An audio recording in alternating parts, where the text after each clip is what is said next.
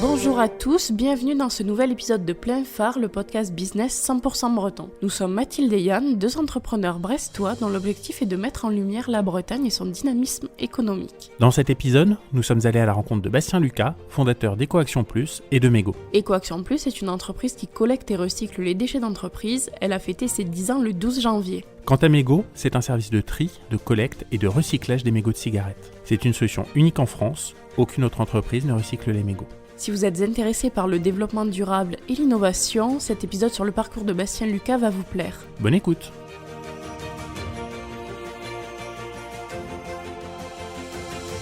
Bonjour Bastien, merci beaucoup de nous recevoir ici chez EcoAction Plus. Bonjour Yann. Avec Mégo qui est juste en face. Absolument, bonjour Mathilde. On a vu qu'EcoAction Plus avait fêté ses 10 ans cette semaine. Est-ce que tu peux nous la présenter ? Et puis félicitations pour ces 10 belles années. Ah oui, 10 années effectivement à travailler, démarrer tout seul, puis ma chère et tendre nous a rejoints. Et puis après, maintenant c'est plus d'une dizaine de salariés, de l'emploi donc, de créer. Et puis surtout de l'activité autour de la gestion des déchets, parce qu'il y a beaucoup de choses à faire. Les déchets, il y en a partout. Et nous, on accompagne les entreprises pour limiter leur consommation, papier, gobelets, etc. Et pour ce qui reste, de les collecter, de les emmener dans des filières de valorisation matière, c'est-à-dire de recyclage. Donc ça, c'est pour la partie EcoAction Plus. Oui. Et Mégo ?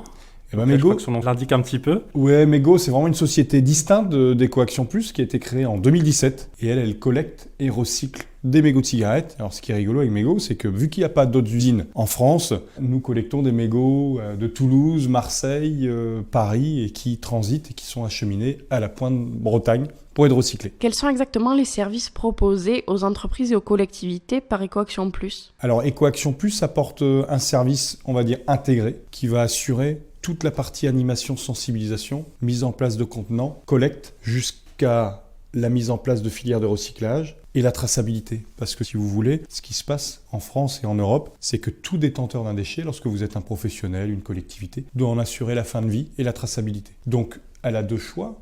Soit elle le gère elle-même, mais n'étant pas une filière elle-même de collecte de déchets, devrait l'emmener en déchetterie et essayer d'avoir un PV de recyclage. Soit elle fait appel à des professionnels comme nous pour assurer ce transit de flux et la fin de vie. Tu as créé EcoAction Plus en 2011, 2 ans seulement après la fin de tes études. Qu'est-ce que tu as fait déjà entre la fin de tes études et la création de ton entreprise ? Alors en fin de compte, on est sorti en septembre 2009 de l'école de commerce de Brest.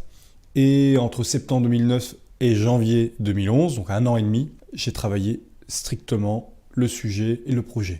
C'est-à-dire qu'avant la création officielle, donc le 12 janvier 2011, il faut quand même au moins une année pour travailler tout le fond du logo, charte graphique, structuration du service, mise en place du service, à savoir qu'on avait déjà signé des premiers clients avant la création de l'entreprise. Alors quand je dis signé, on avait été les voir, on leur avait expliqué que la boîte était mise en place. Ils nous avaient dit, c'est bon, monsieur Lucas, on vous suivra. Et je pense notamment à Evin Nutrition, qui a été notre premier client avec Luc Chochat, qui travaille malheureusement plus chez eux. Et c'était la première boutique à nous suivre, en Finistère. Le début d'une belle série. Absolument. Qu'est-ce qui t'a poussé à créer EcoAction Plus ? Quel a été le cheminement ? Durant mes études à l'école de commerce, j'ai à un moment donné, et je m'en souviens très bien, j'ai jeté une cartouche d'encre, ça devait être en 2006, 2007, une cartouche d'encre dans la poubelle, petite cartouche que l'on a dans une imprimante. Et à ce moment-là, j'avais peu de connaissances du sujet de la fin de vie des déchets. Et je me suis posé la question suivante, je jette ce petit objet à la poubelle. Est-ce que, est-ce que ça génère pas une pollution ? Bien évidemment que si c'est incinéré. Est-ce qu'on peut pas en faire quelque chose, etc. Et je me suis posé des questions. Et c'était aussi le cadre d'un travail que j'ai mené durant mes études. Et dès 2007, j'ai créé une association qui existe toujours, qui s'appelle Terre Océane, qui nettoie les plages dans le Finistère. On en parlera un petit peu tout à l'heure, effectivement. Et du coup, c'est durant ces travaux que j'ai menés à travers cette association, les études à l'école de commerce, que je me suis dit,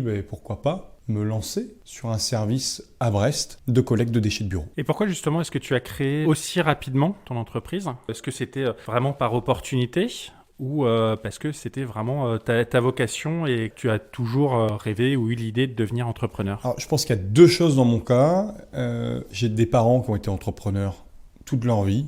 Donc j'ai été bercé en fait dans ce milieu-là depuis que je suis gamin. Donc pour ça que je voyais malheureusement pas toujours beaucoup mon père étant très petit. Après ça a changé, mais qu'importe, c'est pas le sujet. Alors premier point, et le deuxième, c'est que j'ai quand même travaillé avant d'aller à l'école de commerce. J'ai travaillé notamment en Angleterre, aux Antilles, beaucoup en cuisine, dans des brigades en cuisine, qui m'a appris déjà à prendre quelques claques dans la figure, ça fait toujours du bien. Et d'autre part, m'a appris ce que je voulais plus faire peut-être, et aussi la dynamique de travailler, c'est-à-dire que le travail n'est récompensé que quand on l'a mené à bien. Donc l'espérance, c'est de se dire, si je développe une activité moi-même, est-ce que je ne peux pas à la fois créer mon poste de travail et générer du travail pour d'autres personnes? Donc c'est parti de ces deux facteurs. Et puis, lorsque je me suis lancé, j'avais déjà 27 ans. Moi, je trouve que c'est le bon moment, si tu veux, Yann. Pourquoi ? Parce que nous, notre objectif, par exemple, 10 ans d'activité, nous allons construire nos propres locaux. C'est des prêts, etc., etc. C'est quand même bien d'avoir finalisé ses prêts bancaires, d'avoir bien avancé, arriver à 50, 60 ans. Si tu te lances à 35, 40 ans, ce qui peut être un beau challenge, et peut-être que demain, et je l'espère, j'aurai d'autres projets, bien évidemment, ailleurs, et on en a déjà, notamment à Madagascar.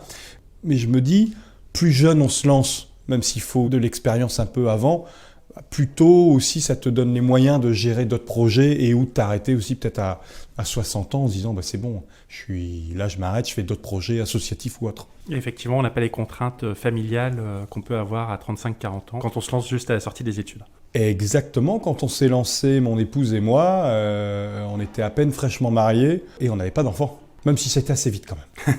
C'était assez vite. Du coup, tu as eu l'idée d'EcoAction Plus pendant que tu faisais tes études. Aujourd'hui, il existe un statut, le statut national étudiant-entrepreneur. Est-ce que tu aurais aimé en bénéficier pour pouvoir créer plus rapidement EcoAction Plus ? Écoute Mathilde, j'ai pas vraiment de réponse à te donner. Je connais pas en fait du tout ce statut-là. C'est sûrement très intéressant. Ça permet en fait de créer une sorte d'entreprise temporaire en attente d'immatriculation, si je comprends bien. En fait, c'est une vraie entreprise qui est créée directement et ça permet, quand on est étudiant, de faire ses stages dans sa propre entreprise, d'être accompagné bien sûr par des mentors, des coachs. Et d'avoir une immatriculation derrière et puis tous les clés en fait, et on l'espère, tous les facteurs clés de succès après. Les erreurs qu'on ne fait peut-être plus, parce que quand même, si on revient sur la jeunesse, quand on est jeune entrepreneur, forcément on fait des bêtises. Et on en a fait beaucoup. Et c'est tant mieux. Alors d'une part, je remercie toutes les bêtises qu'on en a fait parce qu'elles nous ont fait grandir. Et je remercie aussi surtout tous ceux qui ont essayé de nous mettre des bâtons dans les roues, parce qu'on en a eu. Sur le coup, c'est embêtant. Et derrière, on se dit merci à eux, parce que sans eux, on serait peut-être pas là 10 ans après. Et encore moins quand on se reverra, je l'espère, autour d'une bolée de cidre, autour d'une crêpe dans quelques années. Imaginons en 10 ans qu'on aura 20 ans d'activité, de se dire encore merci à tous ceux qui nous veulent du mal. Est-ce que tu peux nous expliciter les bêtises dont tu parles et les défis rencontrés ? Oui, alors quand on grandit, l'un des principaux défis, c'est de pouvoir embaucher des équipes, équipes commerciales, équipes d'exploitation. Et quand on démarre, on ne se rend pas compte, on est toujours dans un esprit familial. Et on se dit qu'un collaborateur peut avoir la même notion, c'est-à-dire d'être ouvert d'esprit, d'être compréhensif et de se dire qu'on est dans la même barque. Mais cette barque, nous, quoi qu'il arrive, on sera dedans, mais le nouveau collaborateur ou la nouvelle collaboratrice sera peut-être pas toujours dedans. Elle a d'autres projets de vie et c'est tout ce qu'on lui souhaite. Et en partant de ce principe-là, eh bien, il faut quand même formaliser beaucoup de choses. Ça passe par les fiches de poste, le contrat de travail, les suivis, l'organisation. Et quand on démarre, on peut oublier ou ne pas penser à structurer. Je donne un exemple, faire un contrat de travail tout seul, c'est ce qu'on a pu faire pour les premiers contrats de travail. Alors il n'y a pas eu de problématique avec des salariés qui ont pu rester ou partir, mais malgré tout, s'il y a eu des problématiques, ça aurait été short-down pour nous, c'est-à-dire avec des contrats de travail mal faits, mal réalisés, avec des clauses un peu particulières, qui si on les avait fait viser par un expert comptable ou un avocat, voilà. Et puis après, il y a comme toute entreprise, tous les aléas qu'il peut y avoir avec des concurrents qui peuvent vous vouloir du mal. Ça arrive, etc., etc. Et qui, lorsque on n'est pas informé, un peu trop sympathique, un peu trop ouvert d'esprit, on peut prendre des petites claques. On se dit, dis donc, on a un concurrent qui vous vaut du mal et qui finalement vous fait ce qu'on appelle de la discrimination auprès de vos clients, auprès de la presse. C'est des exemples que je vous donne, c'est pas ce qu'on a vécu particulièrement. Mais je veux dire, il peut y avoir plein de cas de figure lorsqu'on se lance, des choses qu'on n'aurait absolument pas pensé.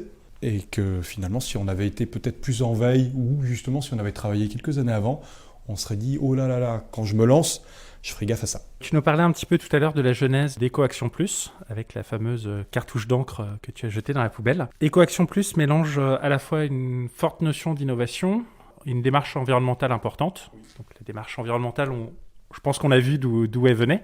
L'innovation, c'est une valeur qui est importante ? Si on parle vraiment d'innovation technologique, je dirais que non. Si on parle d'innovation pour aller rechercher ce que font pas les autres, ou il y a un problème, essayer de le contourner ou trouver une solution, oui, absolument. Je pars du principe que quoi que tu fasses, il faut aller chercher plus ou mieux que ce que l'on a déjà. Et si on parle de deux sujets que nous on travaille, qui sont les mégots de cigarettes et les gobelets, qui sont deux déchets qu'on appelle orphelins, c'est-à-dire des déchets alors c'est pas orphelin, le côté sympathique de l'orphelin, hein, mais c'est des déchets qui généralement sont pas recyclés ou maltraités ou jetés par terre ou voilà, il n'y a pas vraiment de filière. Nous on trouve super excitant, super palpitant, parce qu'on parle de volume considérable pour ces deux déchets, même si la loi anti-plastique va faire que le volume des gobelets diminue. Pour la cigarette, on n'a aucune inquiétude malheureuse. Il y en aura encore pendant des dizaines d'années. Et il s'agit de déchets qui n'ont jamais été reconnus réellement comme des déchets qu'on pourrait redonner une seconde vie et ou amener à une réflexion sur le tri, sur les filières de traitement.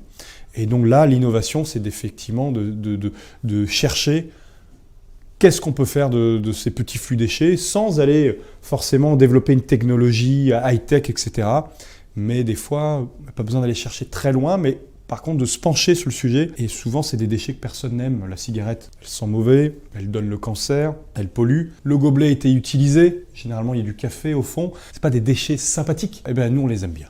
Les entreprises ne sont pas forcément au fait de ce qui peut être recyclé. Quels sont les arguments qu'avance EcoAction Plus pour les convaincre de recycler et de recycler avec vous? Alors, la force d'EcoAction Plus, c'est plusieurs choses. C'est avant tout le fait qu'on soit des experts. Quand je dis des experts, c'est nous, l'équipe, mais aussi nos partenaires, des experts en la matière. Quand on parle d'expertise, je vous donne 2-3 exemples. D'une part, on a une connaissance très fine de la gestion des déchets et de leur recyclabilité ou non, et des filières existantes. Moi, je suis formé prestataire bilan carbone, on est formé tout ce qui est sécurité environnement. Voilà, donc on a aussi ce rôle d'expertise. Donc lorsqu'on va voir une entreprise, que ce soit un responsable qualité, un entrepreneur, une société de nettoyage, etc., lorsqu'on discute avec eux, on a déjà une connaissance très fine de leur organisation lorsqu'on parle de déchets. En rappelant quand même qu'une entreprise a beaucoup de déchets. On va parler des ordures ménagères, donc les poubelles classiques, mais derrière ça peut être les cartons, les emballages, si on parle d'industrie, il y a beaucoup d'emballages. Puis derrière, tout ce qui est ce qu'on appelle les déchets tertiaires, c'est plutôt ce que nous traitons nous.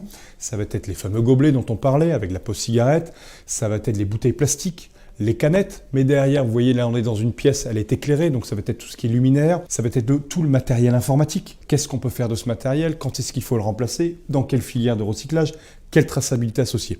Et donc, EcoAction Plus, lorsque les gens font appel à nous, c'est qu'ils disent d'accord, j'ai une structure qui va nous accompagner. Je vais vous donner un exemple tout simple, mais vraiment tout simple pour comprendre un peu l'état des lieux. Lorsqu'on intervient dans une entreprise, et je penserai notamment à Geodis, qui est un de nos partenaires, nous avions été à Codan, les rencontrer, et on avait évoqué la gestion de leur benne à l'extérieur, notamment leur benne où ils positionnent leurs palettes. À ce moment-là, on n'avait pas ensemble vraiment réfléchi, mais on a remarqué que les palettes étaient jetées en vrac. Et du coup, il faisait une rotation, admettons, tous les 15 jours.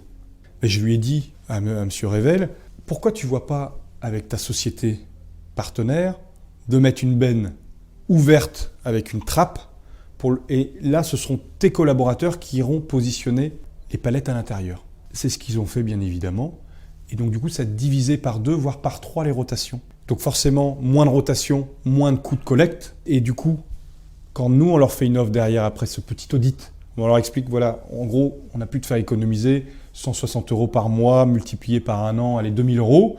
Notre service coûte 4 000 €. Déjà, on peut permettre de promouvoir positivement l'offre que l'on propose. C'est-à-dire que déjà, même avant d'avoir mis en place notre service, on a pu déjà leur faire générer des économies. Et derrière, il y a une double expertise, c'est-à-dire qu'on va mettre des contenants de tri qui vont amener les collaborateurs à réfléchir sur leur organisation, sur leurs gestes de tri, par exemple les papiers, est-ce que je fais un peu plus gaffe à l'imprimante parce qu'il y a des éco-gestes, les collecteurs, etc. Et puis, pour finir, en dehors du fait qu'il y a une expertise derrière, on a aussi développé un label qui s'appelle Éco-responsable de Bretagne. Et lorsque les entreprises vont vraiment s'organiser sur une vraie gestion de leurs déchets, on peut les amener à se faire labelliser éco-responsables de Bretagne. À ce jour, c'est à peu près 60 entreprises qui sont labellisés, avec la dernière, qui est une jeune société de communication qui s'appelle Innov Events. Pour compléter un petit peu la question, on voit aussi depuis quand même quelques années que l'écologie, c'est plus juste une notion de bobo parisien, c'est vraiment entrer dans les mœurs, ou ça commence à rentrer dans les mœurs en tout cas. Est-ce que toi, dans ton activité quotidienne, tu peux observer cette évolution auprès de tes clients? Plusieurs points, une réglementation qui s'affine d'année en année au niveau national avec des directives, etc., qui contraignent de plus en plus les entreprises à trier. On a ce qu'on appelle la TGAP, c'est une taxe sur les ordures ménagères qui est en augmentation tous les ans. Donc, c'est-à-dire que si on trie un peu mieux ces déchets, on peut se dire qu'on sera moins taxé. Et puis, et on le voit nous-mêmes, on a une concurrence qui devient importante. Donc, s'il y a de la concurrence, c'est que forcément, il y a de plus en plus d'entités qui ont un besoin et où le fait qu'il y ait une réglementation, de toute façon, elle est contraignante, donc on propose le service. Donc effectivement, en 10 ans, on a vu beaucoup de changements en rappelant que, si vous voulez, c'est que ça n'existe que depuis 2006 qu'il y a ce qu'on appelle la responsabilité élargie du producteur. C'est-à-dire que depuis 2006, dans les déchetteries, vous avez des collecteurs pour vos déchets informatiques. Lorsque vous achetez un téléphone, vous pouvez le ramener depuis 2006. On appelle ça le 1 pour 1 chez un distributeur ou un revendeur. Donc on voit que c'est tout récent, cette organisation, elle a 15-20 années, donc il y a encore tout à faire. Depuis 2007, il y a ce qu'on appelle le décret 5 flux, c'est-à-dire que les entreprises de plus de 20 salariés sont contraintes à trier 5 flux, que sont les papiers, les plastiques, le bois, la ferraille et le verre. Et ce décret de 5 flux a vraiment été mis en application depuis 2017. Alors, peu d'entreprises l'appliquent parce qu'il y a encore une émancipation à mener, mais on voit bien, c'est ce qu'on disait il y a quelques secondes, Yann, ce que tu évoquais, c'est que les réglementations s'affirment de plus en plus, donc forcément les besoins aussi avec. EcoAction Plus travaille en partenariat avec l'UBO Open Factory, c'est le Fab Lab de Brest. Absolument. Quel est leur rôle ? Alors, on a ensemble répondu à ce qu'on appelle l'Inno R&D collaborative. C'est un accompagnement de la région Bretagne. Et ensemble, nous travaillons sur, s'il y a encore des plastiques demain, localement notamment, est-ce qu'on ne peut pas leur redonner vie? Et si oui, avec quelle partie design et quelle partie technique? Donc le premier produit qu'on avait développé, parce que c'est quand même récent, c'était ce fameux distributeur de gel hydroalcoolique que l'on a fait à partir de déchets plastiques. Parce que à un moment donné, tout le monde est venu nous voir, surtout d'abord dans un premier temps le CHU de Brest, en disant comment on fait pour que les gens puissent se nettoyer les mains avec du gel hydroalcoolique. Et donc voilà, le projet il est là avec le Fab Lab, c'est qu'ils nous accompagnent eux sur les propriétés techniques, le dimensionnement. Par exemple, eux, ils ont plein de petites machines qu'on n'a pas, donc ça permet de faire des tests. Et donc, avec Yves Quéret et toute son équipe, c'est vrai qu'on a des super liens depuis 2 années. On se connaissait déjà d'avant, mais là, depuis ce projet-là, ça avance bien. On va refaire un petit focus un petit peu plus précis sur mégots, ton autre activité. Oui. Chaque année, c'est à peu près 30 milliards de mégots qui sont jetés dans la nature. Est-ce que c'est pour cette raison que tu as créé Mégots en 2016 ? Et est-ce que tu peux nous expliquer, donc on l'a abordé un petit peu tout à l'heure, mais est-ce que tu peux nous expliquer un petit peu plus en détail comment procède Mégots ? Alors, tout d'abord, le sujet mégot n'est pas sorti d'une volonté révolutionnaire de tout changer. C'est-à-dire, alors maintenant, oui, parce qu'on s'approprie le métier, on en parlera de plus en plus, et c'est un sujet passionnant. Mais vraiment, de prime abord, le sujet a été amorcé avec nos clients d'EcoAction Plus. Je pense à des clients comme B&B Hotel avec Hugues Defenin, qui sont venus nous voir, ils nous ont dit écoute Bastien, tu collègues les papiers de bureau, etc. chez nous, on a des cendriers dehors, mais ils sont un peu dégradés, etc. Est-ce que tu n'as pas l'intention, à un moment donné, de nous proposer aussi des cendriers ? Et en fait, c'est parti de là, en quelques mois, quelques années, de plusieurs clients qui se sont rapprochés de nous en disant voilà, à l'intérieur c'est bon, mais à l'extérieur, on cherche toujours des cendriers, il en manque. Voilà. Et donc, en partant du principe qu'à l'époque, EcoAction Plus a pour but avant tout de développer des filières de recyclage, nous, on ne pouvait pas dire à notre client, on va collecter à un moment donné tes mégots et les jeter à la poubelle. Dans ce cas-là, autant qu'ils le fassent eux-mêmes. Et donc, vraiment, le sujet est parti de là, les prémices de mégots. Et après, comme je le dis, au fur et à mesure, on a remarqué effectivement l'étendue considérable à la fois des pollutions engendrées par les mégots, mais encore l'étendue des travaux à mener pour changer les comportements, sachant qu'on parle quand même de 40 à 60% des fumeurs qui continuent à jeter quotidiennement leurs cigarettes par terre, parce que si on la met dans la poche, ça sent mauvais, dans la voiture, tu laisses une cigarette par terre, tu l'as oubliée, ça sent le tabac froid, c'est infernal. Et voilà, et c'est parti de là. Et donc du coup, au fur et à mesure, on a en fait, c'est dès 2015 qu'on s'est lancé sur le sujet. C'était 2 années de recherche de R&D. eh bien, on a réfléchi à est-ce que ça peut se transformer. Alors, on a monté un tout petit atelier des apprentis chimistes, et c'était assez rigolo. On a fait appel à quelques stagiaires quand même qui étaient, eux, un peu plus cotés dans le sens où c'était des stagiaires qui étaient sur ce qu'on appelle la propriété de matériaux, des chimistes, etc., ou des futurs chimistes. Ils sont venus nous voir et sur 1 an ou 2, on est parti du principe que potentiellement, il y avait quelque chose à faire. Mais moi, ce que j'avais dit, c'est si il faut dépolluer les filtres. Il n'y a pas le choix. On peut pas injecter, nous, le filtre directement dans le matériau parce qu'il est bourré de nicotine, etc. Et j'étais parti du principe que si on ne réussit pas à développer une technologie, on va dire propre, en circuit fermé, pour dépolluer les mégots, en s'assurant bien évidemment que tu as un bilan énergétique, carbone et un bilan environnemental qui soit beaucoup plus positif que si tu le jetais par terre. On était parti de là que si ce pari de la gestion de l'eau ne marchait pas, que j'arrêterais. Et si je puis dire par chance, d'une certaine manière, on y est arrivé. Pourquoi ne pas avoir développé Mego directement au sein d'EcoAction Plus ? Pourquoi avoir créé une autre entité ? En fait, ce qui se passe, c'est que ce n'est pas du tout ce qu'on va dire le même code NAF. Mais même, on peut avoir une activité qui a 2 codes NAF d'une certaine manière. Mais d'une certaine manière, c'était 2 univers différents. Une société bretonne, parce que nous avons 2 sites pour EcoAction Plus. On a un site à Brest, on a un site à Rennes, à Noyelles-Châtillon-sur-Sèche.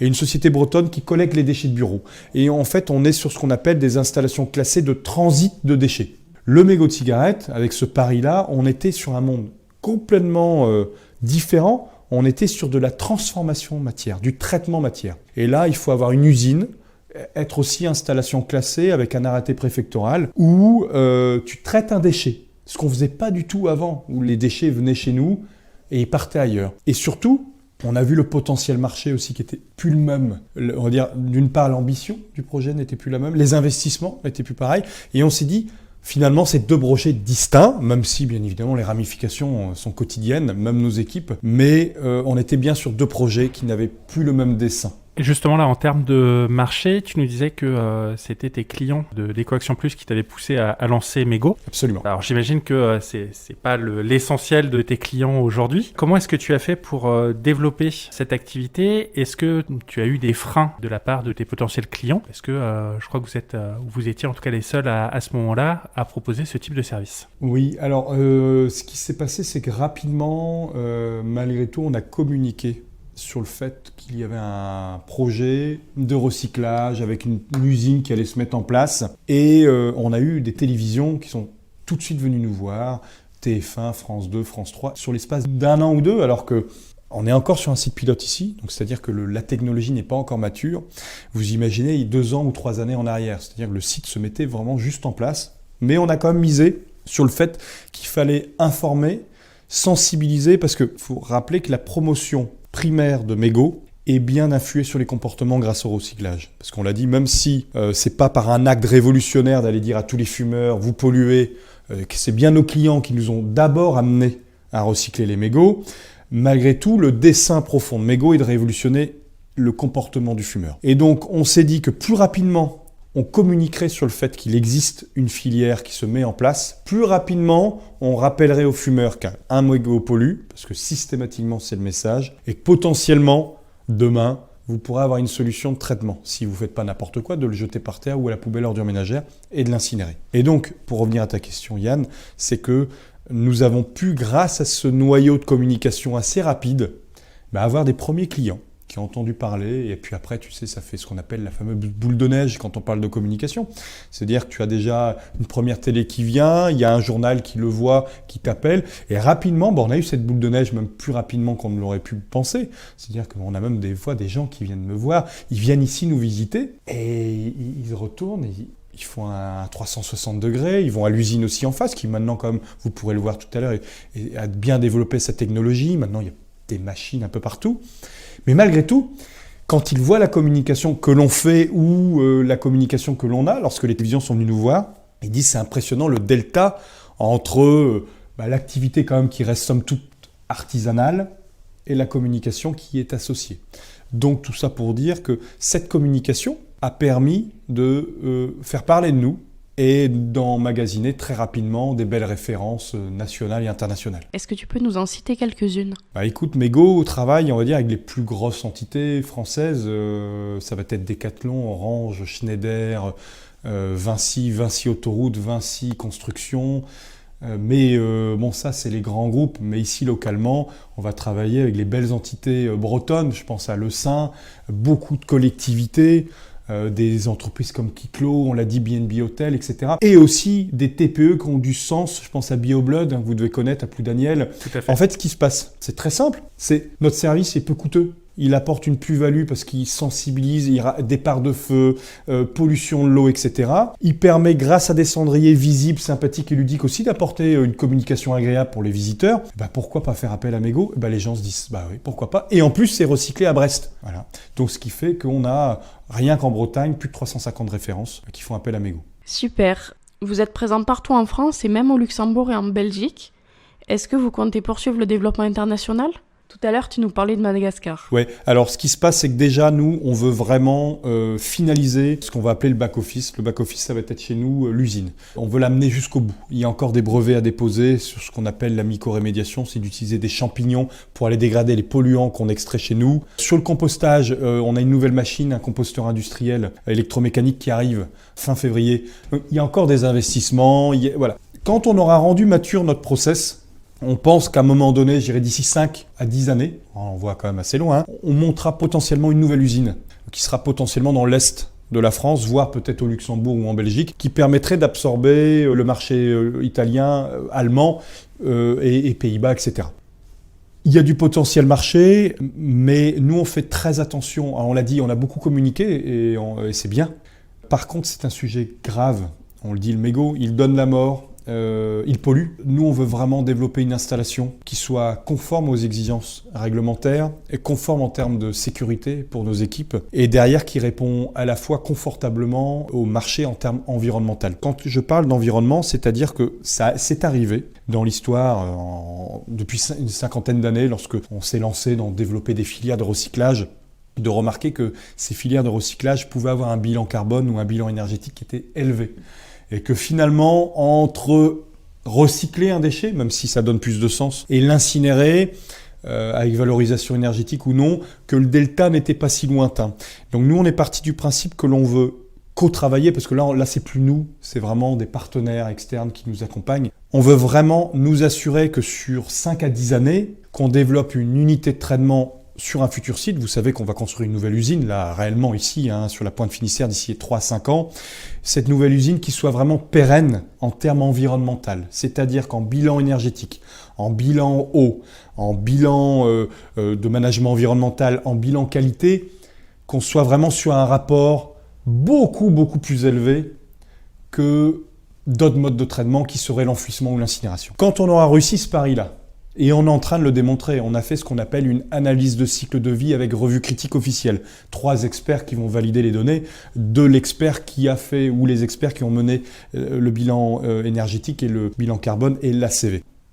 Déjà, cette revue critique a permis de mettre en doute certaines choses, notamment le transport, d'aller emmener des mégots de Toulouse à Brest, donc c'est vraiment le gros travail que nous menons, mais a permis aussi de lever des doutes que nous avions, notamment sur ce qu'on appelle le rayonnement infrarouge, c'est-à-dire les fameux gaz à effet de serre. On a pu voir que de recycler 1 kg de mégots était jusqu'à 10 fois moins coûteux en termes environnementaux sur le pilier gaz à effet de serre, c'est-à-dire produit beaucoup moins de gaz à effet de serre, donc à une incidence beaucoup moindre sur le climat que de incinérer 1 kg de mégots de cigarette. Et ça, il y a beaucoup de travaux que nous menons actuellement pour nous assurer qu'on est sur la bonne longueur d'onde. Parce que comme je dis, c'est quand même un sujet grave et on veut devenir, comme on l'a été pour Ecoaction Plus sur d'autres sujets, devenir un expert en la matière. Et on veut aller jusqu'au bout du sujet et pas de uniquement dire voilà, regardez, l'acétate de cellulose, on a réussi à la dépolluer un petit peu, c'est sympathique, on en a fait du mobilier urbain.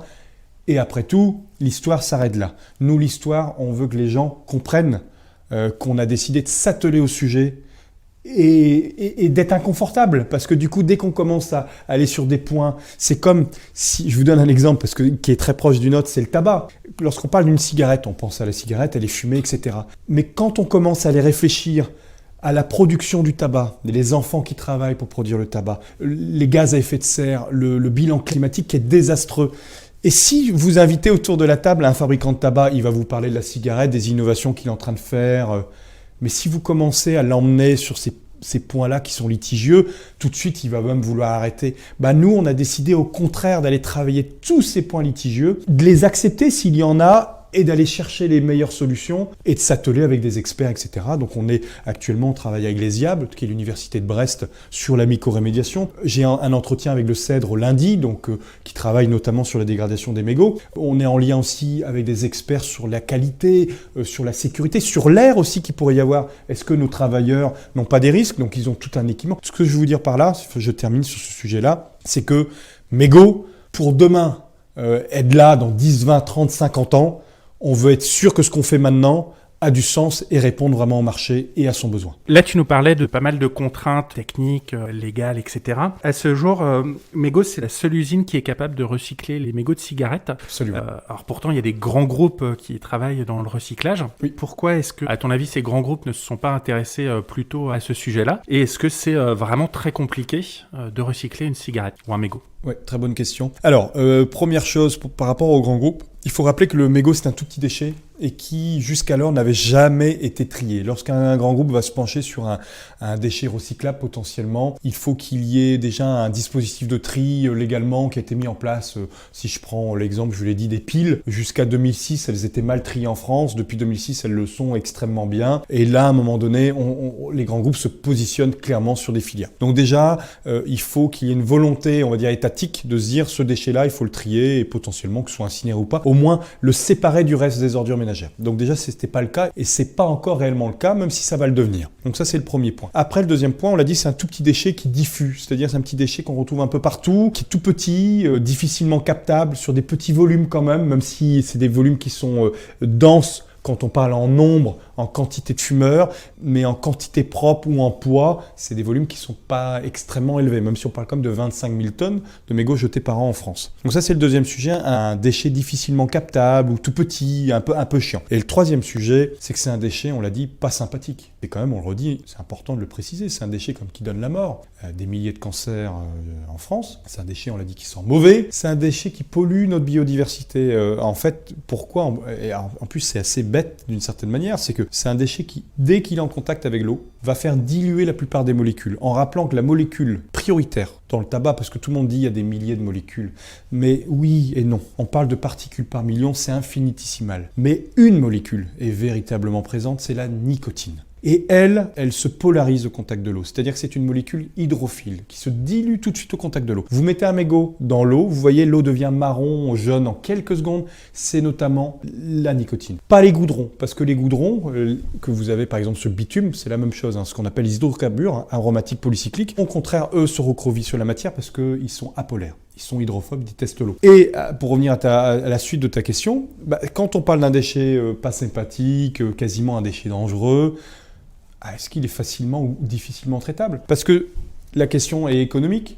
Parce que si traiter un mégot coûte 1000 fois plus cher que de l'incinérer, à un moment donné, quelle est la viabilité aussi de la filière?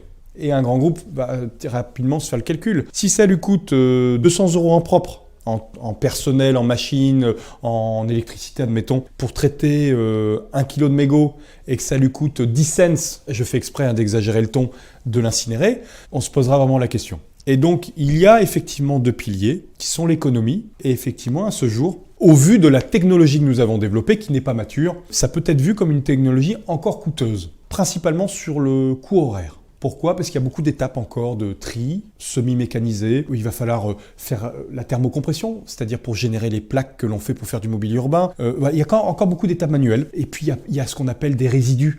Vous avez le tabac. Qu'est-ce que vous faites du tabac? Vous avez les fameuses boues, vous savez, je vous ai expliqué, on en parlera peut-être, la mycorémédiation, etc. Qu'est-ce que vous faites de tout ça? Donc, je ne dirais pas que c'est un déchet excessivement difficile à traiter, recycler, mais c'est un déchet où il faut prendre en compte tout son environnement pour pouvoir réussir à le traiter. Et donc, c'est un déchet quand même complexe dans sa globalité pour lui apporter une vraie plus-value.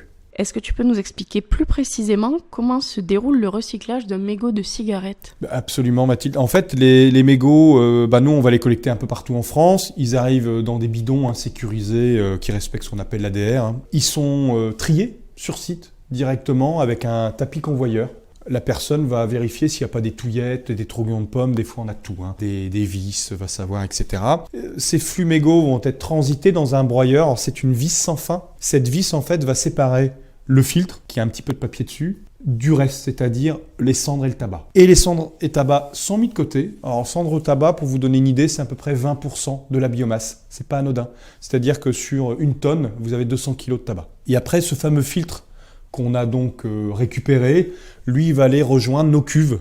On a des cuves avec des grandes pales dans l'eau qui vont, pendant une durée déterminée, éjecter les fameuses molécules dont je vous ai parlé, la nicotine, etc., le méthanol, qui sont plutôt polaires. Et après, on y rajoute un ingrédient naturel, bien évidemment, dans l'eau, qui, elle, va plutôt aller capter les fameuses molécules hydrophobes. Je vous ai parlé des goudrons, les HAP, les hydrocarbures, qui, eux, plutôt au contact de l'eau, ont tendance à se recroqueviller. Et donc, on a une technologie qui va permettre d'essayer du moins de les enlever au maximum. Voilà. Et une fois qu'on a passé sur ces plusieurs bains, alors en fait c'est toujours les mêmes cuves qu'on vide et qu'on re-remplit, qu'on vide, qu'on re-remplit. Ces cuves d'eau, ils vont avoir 4 bains cycliques. On va les retirer au bout d'un moment ces mégots, mais cette eau qui est chargée du coup avec toutes ces cochonneries dont la nicotine, nous on va la traiter avec 2 dispositifs en circuit fermé, en utilisant des argiles notamment, qui vont eux-mêmes dans un bioréacteur, vont aller récupérer en fait ces petites cochonneries, puis de l'osmose inverse. Alors l'osmose inverse, c'est des membranes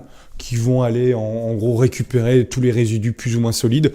On réussit à avoir une eau qui est clarifiée, qui est quand même encore chargée, qu'on n'ira jamais boire, mais qui va quand même permettre d'aller refaire décharger les molécules et de renettoyer suffisamment cette fibre de cellulose. Une fois que cette matière a donc été dépolluée, elle est séchée, broyée, très finement, comme vous pouvez voir là. Et puis derrière, on en fait des pains. Alors quand je dis des pains, on les positionne dans un moule. Alors, c'est des pains qui font plusieurs centimètres. Quelques secondes à la presse, c'est-à-dire que ça fond très vite. Et on en fait une plaque d'acétate de cellulose. Et derrière, sur lequel on va positionner sur du mobilier urbain pour faire de l'assise. Nous, on fait les lames de mobilier urbain pour l'assise, que vous retrouvez chez Vinci Autoroute ou chez Decathlon. Vous allez même à Paris. Tu vas à Paris 9e, tu vas à Galerie Lafayette, tu as du mobilier urbain mégot. Comme quoi la Bretagne s'exporte partout. Ah, bien évidemment. Justement, pour faire tout ça, vous traitez plus de 15 tonnes de mégots par an, si je dis pas de bêtises. Un petit peu moins cette année, autour de 10 à 12 tonnes. 10 à 12 tonnes. Ouais, bien sûr. Qu'est-ce que cela représente à l'échelle française?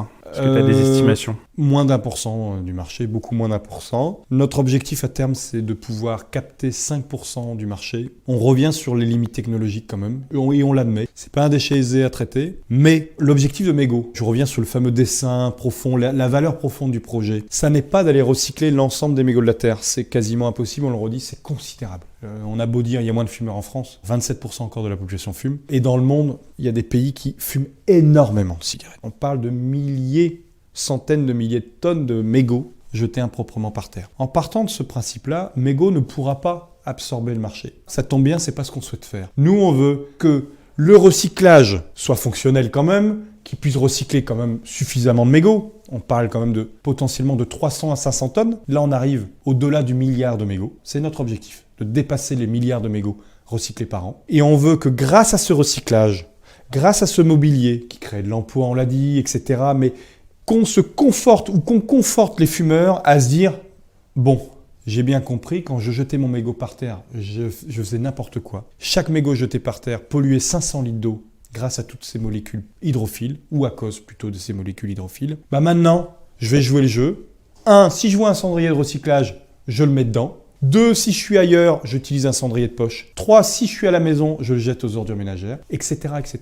Mais on est réaliste là-dessus et on le dit clairement. Mégot ne pourra pas, avec sa technologie, recycler, imaginons, 30 à 50% des mégots franciliens. On le sait déjà, ça sera impossible. Mais notre objectif, et on sait qu'on y arrivera par contre, c'est 5% des flux mégots. Et pour terminer, je rappelle que mégot n'a pas pour objectif d'aller collecter les mégots des particuliers ou les mégots malheureusement jetés par terre. Nous, ce qu'on veut, c'est d'aller collecter les mégots qui, avant d'être jetés par terre, dans les sociétés, avec toute l'information, la sensibilisation, sécurité, environnement, santé. On est très proche, nous, des ANPA. Les ANPA, c'est les associations nationales de préservation des addictologies, avec qui on est partenaire pendant le mois sans tabac. L'objectif, c'est vraiment d'avoir une réflexion commune sur la réduction, sur le jet du mégot. Et dans les collectivités, c'est pareil. Nous, on sait très bien qu'on ne va pas mettre un cendrier à tous les coins de rue. On veut mettre suffisamment de cendriers dans les endroits très visibles de la ville, qui soient vraiment les nids à mégots et là où il y a de la communication, pour que n'importe où ailleurs, quelqu'un qui est venu dans le centre-ville a vu le cendrier, dit donc, tiens, je me suis assis sur des mégots, tiens, j'ai vu qu'il y avait un marquage qui me rappelait que ça polluait, etc. Ou qu'il aille après ailleurs dans la ville, sera avec sa cigarette, aura, nous l'espérons, la bonne idée de ne pas le jeter par terre, d'aller chercher une poubelle, un cendrier de poche, et pourquoi pas de revenir à un moment donné, de l'avoir gardé au cendrier. Aujourd'hui, le catalogue de mégots est assez conséquent avec des cendriers de différents designs, couleurs, des contenants, des assis debout, des goodies. Quel a été le tout premier produit mégot et pourquoi ? Alors, si on parle du catalogue qui est plutôt attrait commercial, le premier produit mégot, ce sont des cendriers, il faut capter les flux. Et le premier cendrier était fabriqué avec notre partenaire qui est la Serrurerie Brestoise à Brest, un cendrier tube qui ressemble sensiblement à une cigarette géante. C'était vraiment le premier produit. Mais si on parle de mégot, quel est le premier produit que l'on a fabriqué pour se dire tiens, ça peut servir ? C'est un porte-téléphone. Donc c'est une petite plaque mégot auquel on y a mis 2 petits morceaux de bois, on va dire, et auquel on peut poser le téléphone dessus. C'était vraiment le premier produit qui est plus au catalogue à ce jour, parce que maintenant on est vraiment concentré sur le mobilier urbain. Voilà les 2 premiers produits qui sont sortis dès 2016-2017. Lors de la crise du Covid-19, oui. Mégot a décidé de créer des distributeurs de gel hydroalcoolique. D'où est venue l'idée et est-ce que ça a plu aux entreprises ? Alors l'idée est venue, alors déjà il y a eu une demande du CHU directement au Fab Lab dont on parlait avec l'équipe donc l'Open Factory à l'université de Brest Occidental, donc avec Yves Quéré et son équipe. Et vu qu'on était en collaboration, il m'a appelé, il m'a dit écoute Bastien, alors c'était l'époque en plus, juste au moment, c'était avril-mai, où il n'y avait plus de plexiglas déjà sur le marché en l'espace de quelques semaines, il n'y avait plus rien. Et donc même pour le Fab Lab, s'ils avaient voulu eux-mêmes le produire, ils se sont dit mais c'est plus logique d'utiliser des déchets. Et en partant de ce principe-là, ils ont travaillé les plans, c'est pas nous qui avons travaillé les plans, ils ont travaillé l'organisation derrière, et ils nous ont dit qu'est-ce qu'ils auraient besoin. Nous on a fabriqué les plaques. Alors au début on a fait un distributeur plutôt à partir de plastique, parce que nous, on en parlera rapidement tout à l'heure, on a de plus en plus d'industriels qui travaillent avec nous bien évidemment, et notamment des lunetiers. Des lunetiers qui nous envoient leur chute de lunettes, leurs lunettes déclassées. Et donc du coup, on a fait des premières plaques à partir de déchets gobelets, lunettes, etc. Et puis maintenant, c'est plutôt à partir de mégots. Alors ça a plu pas toujours, en rappelant que les entreprises, généralement, veulent un objet esthétique à l'entrée. Nous, notre borne de gel hydroalcoolique n'a pas du tout pour sens d'être esthétique. C'est un tube à partir de déchets, etc. Avec une bouteille réemployée à l'intérieur. Ça paraît comme ça un peu... Alors c'est low-tech, et c'est tant mieux, nous c'est ce qu'on propose. C'est même low cost, parce qu'il coûte beaucoup moins cher que ce qu'on voit sur le marché. Mais c'est arrivé, je ne vais pas la citer, d'une mairie qui nous avait fait la commande, on va les livrer. Et l'équipe communale, ça lui a pas plu. Ils ont dit mais c'est quoi ce truc ? C'est pas beau. Mais nous on leur a dit mais attendez, pour s'assainir les mains, pour répondre à la crise sanitaire, vous avez besoin de quelque chose de beau ? Oui, non. Est-ce que vous préférez quelque chose de l'industrie, de la fabrication et donc qui génère forcément un bilan carbone ? Quand on produit un objet, c'est pas neutre. Donc vous préférez ça ou réutiliser quand même un déchet qui a déjà été produit, donc qui diminue. Bon, il y a quand même un impact, toujours, mais qui diminue son impact carbone énergétique. Est-ce que vous préférez un objet qui crée de l'emploi local, de synergie locale ? Ils en avaient rien à faire. Ils voulaient uniquement quelque chose de beau. Donc nous, dans ces cas-là, alors qu'ils avaient signé le contrat, là il y a même une contrariété de valeur, c'est-à-dire qu'on ne se comprend même plus du tout. On a été les reprendre, on n'a même pas cherché à leur dire si vous avez signé le devis, nous on vous les facture, vous les gardez. Ah non, moi j'ai dit tout de suite, on reprend les chercher. En fait, ils n'ont pas compris à ce moment-là l'âme du projet. Mais c'est pas grave, comme quoi tout le monde n'a pas la même vision. C'est le seul client. On a vendu 600 unités. Des unités que vous trouvez à la région Bretagne, à l'Adréal, donc qui est la direction, vous savez, de l'environnement. Des unités que vous allez retrouver à l'université occidentale aussi. Et chez nos clients, on a été hier encore, on livrait à Crêpes Waouh. On connaît tous les crêpes, on en mange tous et on adore ça. Les Crêpes Waouh, qui est un de nos clients historiques, eh bien, ils nous en a commandé. Et je vous assure, ce matin, Maxime m'a lu l'email de Monsieur Faure, qui est responsable chez eux. Monsieur Faure a dit « J'adore votre distributeur ». Donc Maxime, c'est un de tes commerciaux. Hein, Ouais, exactement. ceux Maxime, qui c'est l'ont- un de nos commerciaux. Ils l'ont pas lu tout à l'heure. Et Monsieur Faure lui a dit « C'est top ». Il adore. Parce qu'ils ont compris la storytelling, on va dire. Mais voilà, donc je dis, c'est un produit qu'on continue et qu'on offre en fait de plus en plus maintenant, parce que bon, on espère que tout le monde est quasiment doté de distributeurs. Maintenant, on l'offre à nos clients. Hier, j'avais la chance d'être chez France Bleu Brésil pour l'émission Panier de crabe. Et ben, j'en lui en ai filé un. On le disait, Mego et Ecoaction Plus sont fortement ancrés en Bretagne. Pourquoi c'est important pour toi d'être présent sur le territoire ? Bah, je pense déjà, moi je suis né à Brest, j'adore la Bretagne, ça c'est clair, j'adore être là, j'ai comme visité pas mal de pays, Madagascar on l'a dit, l'Angleterre où j'ai vécu 2 ans, les Antilles, Saint-Martin, Sainte-Lucie, Saint-Barthélemy, l'Espagne, le Portugal, bon bref, le but c'est pas de faire un ratio de tout ce que j'ai visité comme pays, mais est tellement bien ici, c'est calme, on respire bien. Il y a de l'agilité, il y a de la valeur ajoutée, il y a des super partenaires, on est vachement accompagné de plus en plus. On l'a dit, la région Bretagne, mais il y a beaucoup d'organismes bretons qui sont là pour nous accompagner. Je pense notamment, nous, c'est le Technopole Brest-Iroise qui nous a énormément aidés au démarrage. Donc pourquoi, alors, je ne dis pas que ce n'est pas le cas dans les autres régions, mais pourquoi, lorsque vous avez la chance d'être dans une aussi belle région avec des fournisseurs et des clients attentifs, on changerait ? Là, je ne vois pas. Et alors, je vais vraiment vous raconter une vraie anecdote. Il y a quelques mois, Delphine Burkli, c'est la mairesse du 9e arrondissement de Paris, qui était interrogée, alors, je ne sais pas, c'était peut-être à l'Assemblée nationale, un endroit comme ça, sur l'économie circulaire, et ils évoquaient le sujet du mégot. Et elle dit, avec la personne avec qui elle était, que à Paris 9e, 80 000 à 100 000 habitants, donc ça commence à causer un peu, ils avaient mis le recyclage des mégots de cigarettes avec mégots. Et là, il y a la personne qui lui dit « Ah oui, mais on a entendu parler de mégots, mais c'est ceux qui sont à Brest, mais ça ne vous dérange pas, ce bilan carbone pour aller emmener tous ces mégots de Paris à Brest ?» Et là, elle lui rétorque, à juste raison, je trouve, « Et alors, vous ne trouvez pas que c'est déjà bien qu'il y ait une première installation, alors qu'il n'y avait rien avant, qui s'attelle à traiter ce sujet de la pollution des mégots et de sa recyclabilité ?» Ça répond à notre question. Aidez-nous déjà à développer une première installation. Nous sommes bretons, restons en Bretagne. Une première installation, on l'a dit, fonctionnelle, qui répond au marché, qui apporte une plus-value sur toute la pollution engendrée par les mégots. Et on verra après, bien évidemment, si un jour il y a un projet à développer ailleurs, dans l'Est ou dans le Sud de la France, d'ici 5 à 10 années, je suis sûr que je serai moteur. On en a parlé un petit peu tout à l'heure. Tu as créé le label Entreprise éco-responsable de Bretagne. Est-ce que tu peux nous en parler un petit peu et nous dire pourquoi tu l'as créé ?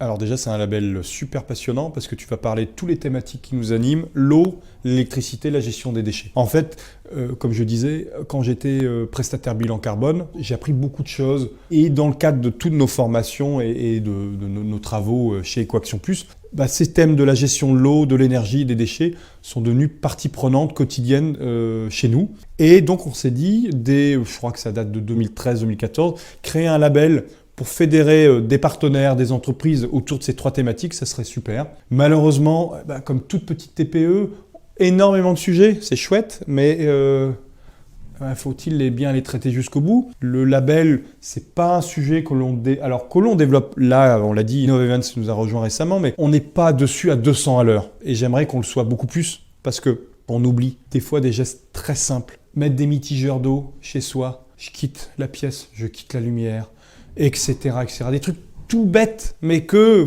tu vas dans n'importe quelle entreprise, tu vois qu'ils sont absolument pas appliqués. Eh bien, ce label permet d'aller fédérer nos clients autour de ces 3 thématiques avec une charte, des points d'amélioration continue. Je pense notamment à Alliance Médical Service, qui était un des premiers à être labellisé dès 2014 et 2015. Ça les a vachement aidés. Parce que, l'objectif, c'est de les conseiller, de les aider. Et puis, il y a pas mal d'entreprises qui font ce qu'on appelle un système de management environnemental. En fait, c'est structurer son entreprise sur toutes les thématiques environnementales. Ça peut être les prémices ou le démarrage pour une entreprise qui demain voudrait être auditée, voire certifiée ISO 14001. Donc nous, on les aide à les premiers piliers qui sont les plus simples généralement. On en parlait aussi un petit peu en début d'entretien. Tu es président de l'association Terre Océane. Est-ce que tu peux nous la présenter, nous dire ce que fait cette association ?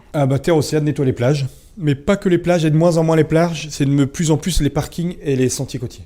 Pourquoi ? Parce qu'il y a de moins en moins de déchets sur les plages, fort heureusement. Mais les parkings sont toujours aussi dégueulasses, avec des mégots, des emballages, des canettes, des bouteilles de bière et autres. Et on organise des nettoyages de plage. Alors auparavant, on était vraiment monocentré sur, on va dire, Finistère Nord. De plus en plus, on va à Crozon, parce qu'on aime bien Crozon. On bouge un peu plus. Ce qui est sympa, c'est qu'on essaie de mettre dans la boucle nos clients, nos équipes. Ça permet aussi de fédérer aussi nos équipes parce que c'est pas parce que vous avez une personne chez vous qui travaille que d'une part vous pouvez la contraindre de s'entendre avec l'ensemble de vos valeurs et comprendre le bien fondé réel de l'action. C'est pas parce qu'une entreprise trie des déchets et les emmène en recyclage qu'elle le fait par passion. Et nous, à travers cette association, nos équipes voient qu'on aime ça, qu'on est passionné par ça et qu'on le fait par envie en fait. Qu'on ne fait pas un travail uniquement parce qu'il est pécunier ou parce qu'il te rémunère chaque mois. Est-ce que tu peux nous faire part de tes objectifs professionnels pour 2021 ? Alors avec EcoAction Plus, Mégo, le label, l'association. Absolument. Alors pour la partie EcoAction Plus, écoute, on continue à structurer l'entreprise, sur Rennes notamment. Rennes, on a 3 salariés, on passe à 4 salariés prochainement. On veut... Justement, on est accompagné par une personne qui s'appelle Anne-Laure Delpech, qui va plutôt, elle, travailler avec nous sur la compréhension, on va dire, systémique du besoin du client. Quand je parle de ça, c'est-à-dire d'aller, non pas EcoAction Plus vend des collecteurs à déchets, de la collecte des déchets, et voilà, c'est de se dire, mais attends, est-ce que ton client, ton partenaire, ton prospect, ton fournisseur, voire ton collaborateur, mais n'a pas d'autres besoins ou d'autres problématiques que tu n'as pas vraiment détectées parce que tu n'as pas voulu le faire peut-être, ou que tu n'étais pas prêt à le faire, ou que tu ne l'as même pas anticipé. Parce que souvent, ça arrive que ce soit tes clients, on revient sur les mégots. Les mégots, ce n'est pas nous qui l'avons inventé, ce sont nos clients. Eh bien, qu'est-ce qu'on est en train de revoir en 2021 ? C'est d'aller communiquer plus souvent avec toutes les parties prenantes pour voir demain si on ne peut pas aller plus loin et être plus là pour eux par rapport à leurs propres besoins. Et pour nous, c'est important. Et ça, on le fait aussi bien pour Mégo que pour EcoAction Plus. Ça, c'est pour la partie EcoAction Plus toutefois. L'activité Mégo, c'est continuer à développer l'usine, les partenariats. On développe, nous, un réseau de concessions en France. Nous en avons 7. On a une nouvelle société qui s'appelle EasyTree qui vient nous rejoindre depuis quelques jours à Toulouse. Donc, c'est de développer aussi le réseau. Donc, il y a beaucoup de sujets chez Mégo. Et l'aventure ne fait que commencer. Et pour tout ce qui est terre-océane, il faut continuer à être actif le week-end. C'est des fois, voilà, c'est difficile d'aller sous la pluie, voilà, quand il fait froid, mais il faut continuer à être là et être présent. Et pour le label, écoutez, pour moi, c'est un sujet important. Donc, on lâche pas le morceau. Si tu étais à notre place, en tant qu'intervieweur, oui. Quelle question tu te poserais qu'on n'a pas encore abordée et à laquelle tu adorerais répondre ? Est-ce que tu es heureux, quoi ? Je pense que ça serait une des questions. Alors, est-ce que tu es heureux ? Le bonheur au travail ou dans son boulot, c'est important. Je pense qu'il y a 2 points. Absolument, moi, je m'éclate dans ce que je fais. Après, c'est pas facile. Se dire on est heureux au boulot, c'est bien. Mais si on est malheureux parce que c'est difficile, que c'est stressant, qu'on dort mal, bon, c'est pas mon cas, je dors bien. Mais voilà, donc je trouve que c'est une bonne question. Je suis très heureux. Je pense que ça se voit parce que les gens me connaissent et ils disent ouais, Bastien c'est bon, maintenant il est sur la bonne longueur d'onde ou la bonne voie plutôt, mais d'une certaine manière à quel prix ? Parce que c'est aussi des sacrifices sur sa vie familiale et sur le travail parce qu'on le sait tous, on ne peut pas aller d'un point A à un point B sans avoir emprunté le chemin et c'est le chemin qui est intéressant et c'est le chemin que j'adore, mais le chemin des fois forcément il peut être semé de multiples embûches et on a beau des fois se dire on s'imagine au plan B, mais le plan B finalement c'est pas inaccessible mais c'est tellement compliqué qu'on se dit mais attends mais comment on va faire ? Mais quand tu te concentres sur le chemin chaque jour, déjà, il faut s'éclater et c'est super chouette. Mais voilà, c'est aussi peut-être chronophage, compliqué et fatigant, malgré le fait que ce soit le temps. On va te poser maintenant les questions de plein phare. Donc la première, quel est ton endroit préféré en Bretagne ? L'endroit préféré, je le redis, c'est peut-être Crozon. Et notamment, un endroit qu'on apprécie beaucoup, nous, c'est au-dessus de la plage des Abers, pas loin de Talargroise, qui est encore sauvage à Crozon et où on adore aller faire des balades avec les petits. Et c'est vraiment un endroit que j'affectionne beaucoup. Qu'est-ce que c'est pour toi être breton ? Être breton, je pense que c'est quelqu'un qui est force de conviction, qui sait ce qu'il veut, qui va pas se laisser toujours guider. Alors si, peut-être guider, mais aura toujours quand même le dernier mot. Tu vois l'idée ? C'est, très bien. Je sais ce que je veux. Est-ce que tu as des entreprises à suivre en Bretagne ? Ouais, il y a plein d'entreprises à suivre en Bretagne. Nous, on suit bien évidemment toutes les jeunes pousses parce que le sujet d'actualité qui sont autour du réemploi des plastiques. Il y en a une à Quimper qui s'appelle Réhab. Il va y avoir Fil & Fab avec les filets de pêche, etc. Donc nous, on aime bien parce que c'est assez proche de nous et ils sont encore en mode... plus démarrage pour Fil & Fab, mais voilà, il y a encore beaucoup de choses à faire. Donc, ils sont déjà venus faire des tests chez nous, ils ont utilisé notre matériel. Voilà, donc ça, c'est des entreprises proches de nos activités.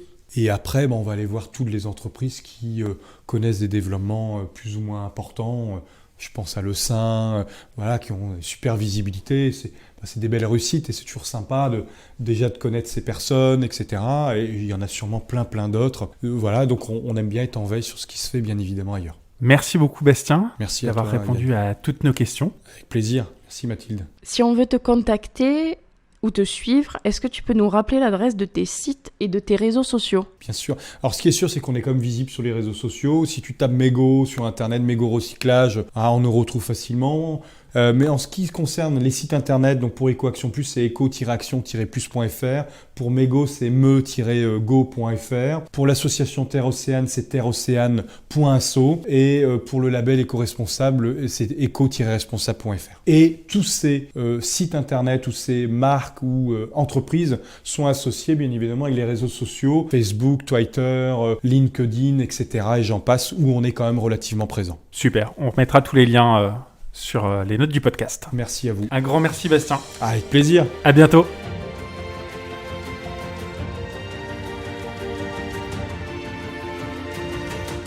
Un grand merci à Bastien Lucas de nous avoir permis d'en apprendre davantage sur Ecoaction Plus et Mégo. Nous espérons que cet épisode vous a plu également. Si vous souhaitez continuer cet échange avec Bastien, vous pouvez retrouver les liens du site et des réseaux sociaux de ces entreprises dans les notes du podcast. Merci à vous pour votre écoute. On se retrouve d'ici 15 jours pour un nouvel épisode.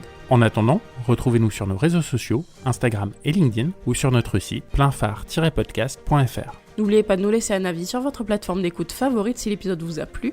À très bientôt.